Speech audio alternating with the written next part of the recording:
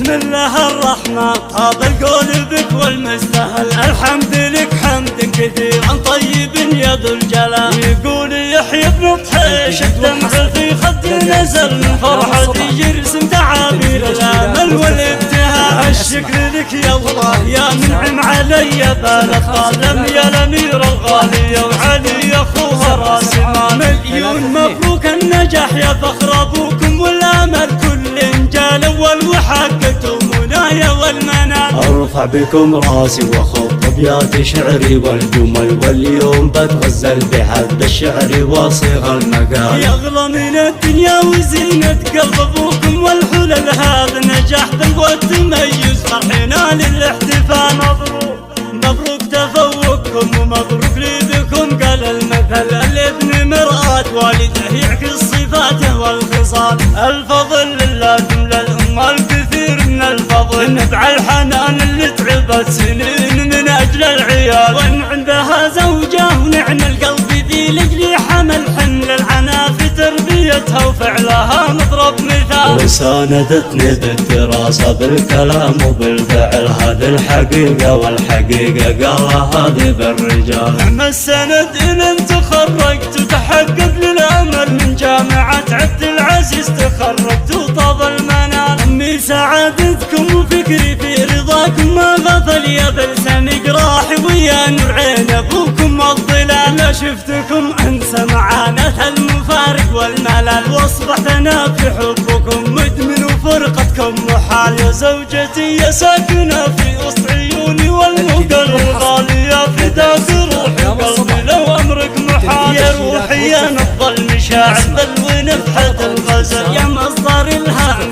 وإحساسي بحالاتك والجمال. من أجلكم أحيا موت الروح أقطعها وصلوا حملوني في رضاكم والسعادة للجبال. راحتي هم بهجتي هم مرشدي خير العمل، هم عزتي هم قوتي بلهم جوابي والسؤال. هم كل شي عندي ولا لي في محبتهم بدل، غيرهم للعيش ولا دنيا بتسوى لي ريال. هم نور من نورك ونورك طب قلبي والهلال، يا رب تحفظهم وتصلحهم وترزقهم حنان. اختم بذكر احمد ناصر